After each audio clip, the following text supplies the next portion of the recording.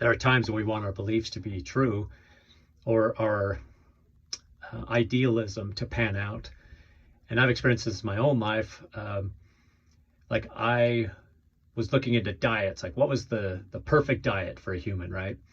So I started living like a Mediterranean plant-based diet. And I just thought, this is amazing. I actually felt better for a time. I was eating veggie wraps every day. Like I would have a spinach wrap with spinach inside, cucumbers and tomatoes and peppers and some, salt and a little bit of ranch on top. It was delicious. And I noticed about myself, I didn't lose energy throughout the day as when I ate just vegetables. I'm like, this is awesome. I can't believe this. And then I started substituting snacks that I was eating for fruit and nuts. And then I started seeing all this information about eating the right kind of nuts. So I started eating raw nuts instead of any that were salted or roasted or anything. And then I started eating seeds and dried fruit.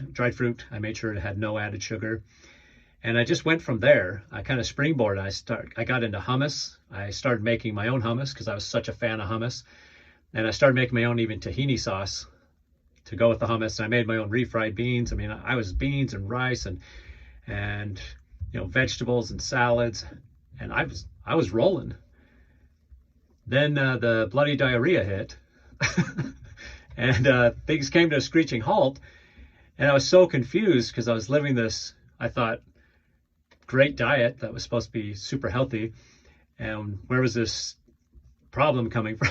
So anyway, I let it go on for a while too because I just didn't want it to be happening. I didn't want to pay attention to it. But then all these other physical effects started taking place. Like I lost my libido. I had no energy. I got depressed, and I'm never depressed. Like I would wake up and just stare out the window and be like, oh, today sucks. I don't even want to get out of bed. And I've never had that in my life, really. Well, I've never had in my life for a long, long time. And I just remember thinking, what is wrong with me? I lost my zest for life, and I was obviously bleeding, as I mentioned. And anyway, my wife finally convinced me to go to a doctor, and I go see a gastroenterologist. I get a colonoscopy. That's an ordeal in itself. That's another podcast or another video. But anyway, he determines that I have Crohn's. So I have all this inflammation in my intestines. And I'm like, how could this be? I was eating, lots of fiber. And it turns out fiber is really bad, especially like the soluble fiber I was eating with a lot of the foods I was eating. It just tears up your insides when you have, and I think I only have mild Crohn's. But anyway, so I go, oh, crap. So I'm going to have to change my diet. And I lost a lot of weight during that time because my body was just rejecting everything. I did it for years. So it's not like one of those things I experimented with for a couple weeks or whatever. I even got to the point too where I was getting off refined sugar. So I went like 6 months, I think was my maximum, without having any refined sugars. I wasn't having any desserts or anything like that. And then my wife told me I was a jerk now. It totally changed my temperament, I guess. I don't know. So anyway, but the doctor, he got me on all these meds to take care of my Crohn's. And I was taking all these big old pills every day and stuff to try to calm down my flare-ups. And then, let's see, I ran into a lady who I met through business, and she told me that she worked at this natural food store. And so again, I was like, oh, nature, organic, that'll be great. And she brought me in there and she said, hey, I have this, I have a cure for Crohn's. And I was skeptical. I'm a skeptic naturally, but I'm also curious. So I said, okay, what is it? And how come it's not splashed across every newspaper in the world? This be huge news. She's like, the pharmaceutical companies want you to know this, big pharma. And I thought, okay, so you're not charging for this? You're not trying to make money? She's like, no, but big pharma, they control the industry. And so they don't want you to know about this. But if you take these, and she started describing about amoebas, and these amoebas are all over in your body and stuff. I've had microbiology in college and stuff and genetics and all this. So I was understanding a little bit. And I said, I don't understand what amoebas have to do with Crohn's. And she was describing how the foods we eat and stuff tear up the biome in our body. It sounded somewhat plausible. And so I just looked at her and said, where are the studies on this? What have they done? She's like, oh, they won't be sponsored. FDA requires all this money to get it, blah, blah, blah. Anyway, so she says, she sells me this bottle of pills, I think it's like, or drops, they're drops. And she says they have all of these good bacteria in them and amoebas that are going to help your body regulate itself, and it'll cure you of this problem. And I said, I'm very skeptical, but I'll try it. And she said, you can't be skeptical. You have to believe this is going to work. And I said, I believe in science, and science doesn't require your belief for something to work. That's not how something's proven to be effective if it doesn't pass the placebo test. I said, so it has to be above the effectiveness of placebo to be valid. That's what I'm going to go by. Anyway, so she tells me this. She tells me this story. I go home. I start taking these drops, and I'm not getting any better. So I go visit a gastroenterologist again. Actually, I visit my sister first because she's a microbiologist, and I had her look at the drops under a microscope. She put them on a slide and everything, and she said, "There's nothing in here," because they're supposed to be like inactivated or dead protozoa and amoebas and stuff. There's all these organisms supposed to be in there. They're supposed to, my body's supposed to have some immune response. It sounded like a crude form of immunity that she was trying to describe anyway. My sister says, "There's nothing in here."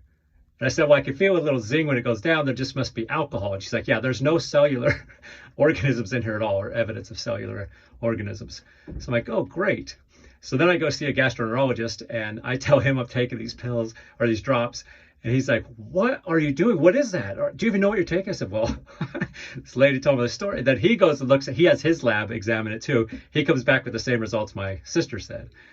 And so I'm like, dang it, I so wanted this to be true because it sounded so good, right? Natural foods and plant-based, and I'm not contributing to global warming with eating meat and all this stuff.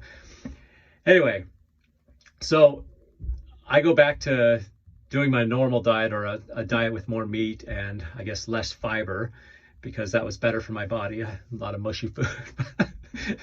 Anyway, but I started doing some reading on my own, and I'm just trying to experiment, because when you have Crohn's, it's terrible. I lost a lot of weight and I was just miserable all the time. Like I said, I was kind of depressed and everything. And then I stumbled across some article about natural anti-inflammatory foods. It had nothing to do with Crohn's, but it was just going through anti-inflammatory foods or non-inflammatory foods. And I came across, I think it was juiced tomatoes or steamed tomatoes. And they said that's a natural anti-inflammatory. I'm like, oh, I like V8. I'll try it.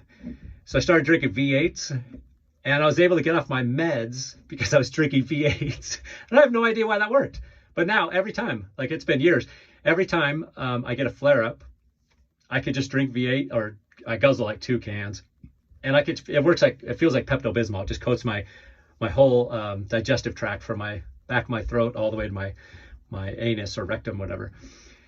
Anyway, but I'm not going to go out and sell that to people because I've done no studies. This could be a one-off, like anecdotally based evidence, and that's not evidence for the scientific community. You'd have to have much more studies and going into this. But I just think sometimes our own ideologies just get in the way.